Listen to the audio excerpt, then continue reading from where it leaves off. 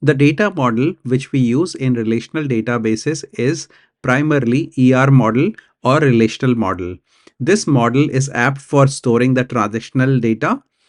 But what about the analytical databases where there is a huge amount of data and you need to perform data analytics and reporting on that data? That's where dimensional modeling is used, and dimensional modeling is what we shall see in this video. These are some of the items which we are going to see, and it would give you a basic introduction on dimensional modeling and how it helps to optimize analytical databases. Dimensional modeling is a design concept used mainly in data warehousing and business intelligence systems. It provides a framework for structuring data so that it is intuitive for users, especially those involved in querying and analyzing data. The primary goal of dimensional modeling is to make database queries simple and efficient while improving data retrieval speed and performance of analytical queries. So, what are the differences between transactional data and dimensional data? So, we can see here that the ER modeling, entity relationship modeling, which is in the transactional database, is for OLTP, online transactional processing systems, wherein dimensional modeling is meant for OLAP, online analytical processing systems, which are basically the data warehouses. Here in the ER modeling, the data is normalized, which means we care a lot about not duplicating the data. So it is normalized, so duplication is reduced or eliminated, and it is stored in entities and their relations. Wherein dimensional modeling is denormalized, it is meant for processing speed, then for removing the data duplication. Hence, it is denormalized and it follows star and snowflake schema. We will see what is star and snowflake schema in a bit. ER model focuses on data integrity and entity relationship, wherein dimensional modeling focuses on query performance and analytical needs. Here in ER modeling, we have entities and their relationships. In dimensional modeling, we will talk about facts and dimensions. Here in ER modeling, higher normalization, for example, third normal form is used. Here it is denormalized data. We don't normalize, or we do minimal normalization of data in dimensional modeling. So with that introduction, what is fact? So a fact is a measurable value or quantity that can be described in a database.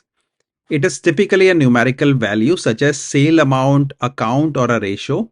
Facts are the core values. This is very important. Facts are the core values that are stored in database and used to answer business questions. So business would be seeking the data for some specific needs for us for answering their questions, analytical questions. So that's what the fact is helping us to do. So whatever business wants to get quickly from the data, the facts would be storing that. For example, the sale amount, what is the sale amount for a quarter, for a year, what is the customer counts which we are having, what is the average order value, what is the revenue growth rate. So these are the different examples of facts. And dimension is a characteristic that describes the facts. For example, what date a product was purchased, what was the product details like product category, product name. So this is basically describing your fact. Customer name, customer type, geography, where exactly the sale happened, what time the sale happened.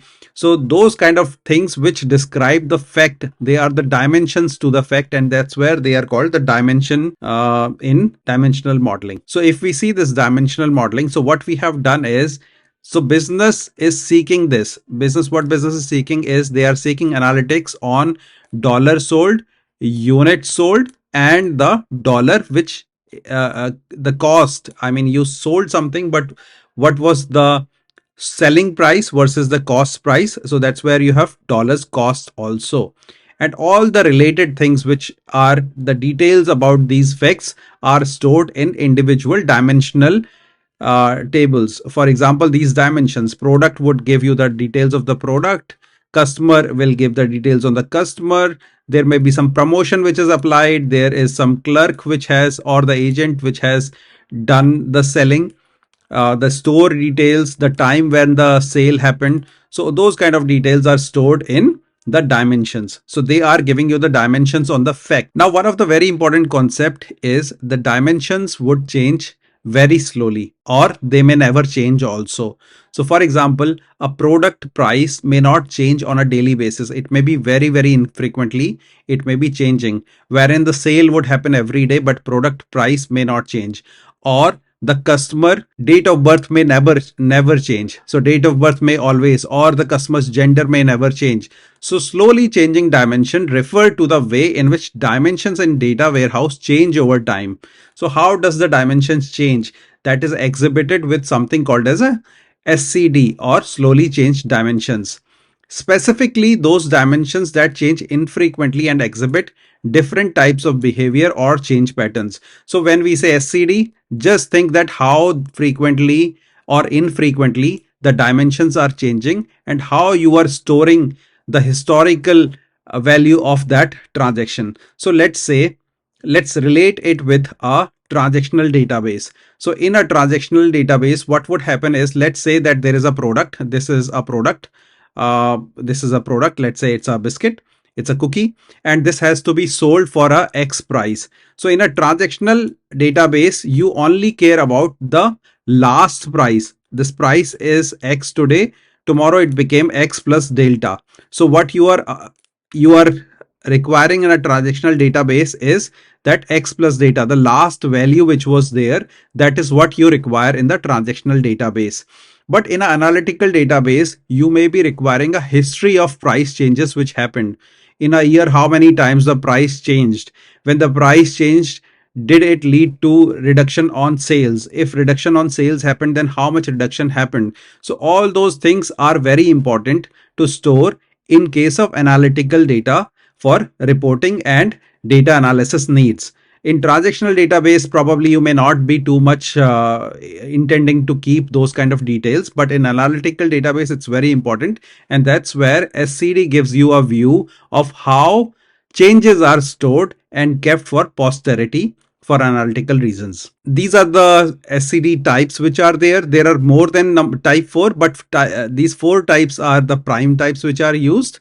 So type 0 is basically where you retain the original value, which means that the attribute never changes and hence no history. Like I said, date of birth of a person or a gender of a person may never change. So there is no history which is required. Type 1 is the one where you overwrite the values of the attribute with the new values. So this is in the case of transactional, like I was saying, the price of the cookie is replaced the moment the price changed.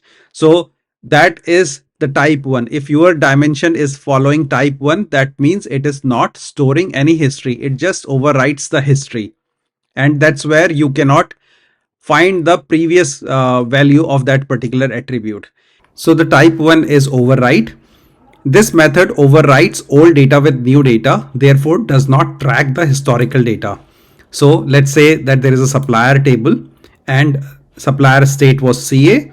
When you made an update, you just updated the supplier state to IL, which is Illinois. So from CA, California, you just changed the state, and that's where you have overwritten. And now because you have overwritten, you don't know what is the previous state. What was the supplier state earlier that you don't know. So this is type 1 where you have simply overwritten the data. The disadvantage of type 1 method is that there is no history in the data warehouse. It has an advantage of being easy to maintain because you just overwrite, it is easy to maintain. In type 2, what you do is you add a new row and you would give the start date and end date of the new version. Type 2. So type 2 method tracks historical data by creating multiple records for the given natural key. So what would happen here is there is supplier, again the similar kind of table where you have supplier details, but the moment the supplier is modified, so for example the CA is being changed to Illinois now. So what we do here is additionally we have the columns which are there which would indicate the start date. So this supplier was a supplier from what date to what date. So it was supplier from this date and time till 22nd December. So it was from 1st January 2000 till 22nd December 2004. This was the supplier. And then this supplier got changed, it became Illinois. So on what date, what was the start date? So it became on 22nd December 2004. This was the new supplier. And end date, there are different paradigms to put the end date. You can put null, or you can put a standardized surrogate high date, which is typically 31st December 9999. That's a very far distant future. So that's what we put here. So what we did in this type 2, we put two more columns, and now it is so easy to track the supplier at a specific date and time. Who was the supplier? We can track because we have the details of the date, time, and we know if there are like thousands of supplier, which is the latest supplier. We can quickly know where the end date is null or where the end date is this date, because if we put this date here, instead of putting a null, we put a standardized surrogate high date, which means a very high date. In type 3, you add a new attribute. Type 3, this method tracks changes using separate columns and preserves a limited history. So here what happened is, effective date from this date onwards, so 22nd December onwards, the supplier date, supplier state became Illinois. Now let's say it got changed again, then what would happen? This original will go here, Illinois. Let's say it became a mass, then it will become MA, and a new date, let's say 1st January 2010, it became MA. So effective date you will change here and you will put a MA here. So that's where you are not retaining the entire history, but very small subset of history you are storing by adding a new attribute. In type 4, you add a history table. In type 4, what you do is you create a history table. So the supplier table remains the same, but there is a history table where you store the detail that supplier was this at this date, and then the new supplier came, which was on this date and which was Illinois. So you create a secondary table, secondary history table to create and to save these details. Now the benefit of this is that if you are searching for the current supplier, you would be able to search from this table and easily be able to find, because it will have limited data, but historical analysis you can do on a separate table. Okay, so there are multiple different types also, but we will not go in details till type 4 is sufficient for this discussion. So in dimensional modeling, star and snowflake schemas are the most common modeling techniques used. Both schemas are used to organize and structure data in a way that makes it easy to query and analyze. Star schema is simple and widely used data modeling technique, and it contains the fact and dimension tables, which we already saw. The fact table is connected to dimension tables through foreign keys, forming a star shape. This is a fact table and it is connected with various dimension tables with the help of some foreign keys. So that's what is a star schema. So for example, this one. So there is a fact table which has unit sold, and then there are dimension tables which are giving you details on date, store ID, and product ID. So these are the dimension. Dim are the dimension, and this fact is the fact table. So it is forming kind of a star with the fact in the center. That's where it is called a star schema. Advantages of star schema: it is easy to design and implement, faster query performance, simple to maintain and update. Disadvantages: it can become complex with many dimension tables. If dimensions are multiple and you have so many dimension tables which are there, it may become complex with so many dimension tables. Snowflake schema is an extension of the star schema. It is more normalized. The only difference is that it is more normalized than the star schema and is characterized by its structure, which resembles a snowflake. In Snowflake schema, the fact table is at the center, surrounded by multiple dimension tables. This is just the same as star schema. These dimension tables can further be normalized. So here, this is the difference. The dimension tables which are present, they can further be normalized into additional tables, leading to more complex structure. So you see the fact table and you see the dimensions which are there. So this is the star schema. But if you are extending the dimensions further into normalized tables, further normalization of dimension tables, if you are doing, that's a Snowflake schema. So you can see here the same details, the fact sales, and then you have the store, and store you have normalized. Now you have kept the geography of the store in a different table. Same, the product you have normalized here. The brand you have stored in a different dimensional table, which is dimension of brand. Product category you are storing in a different table. So essentially what you are doing here is the dimension table you are normalizing further. And normalization help in what? It's help in data duplication removal. So that's where this Snowflake schema is reducing the duplication of data. So what are the advantages? Reduce data redundancy, enhance data integrity.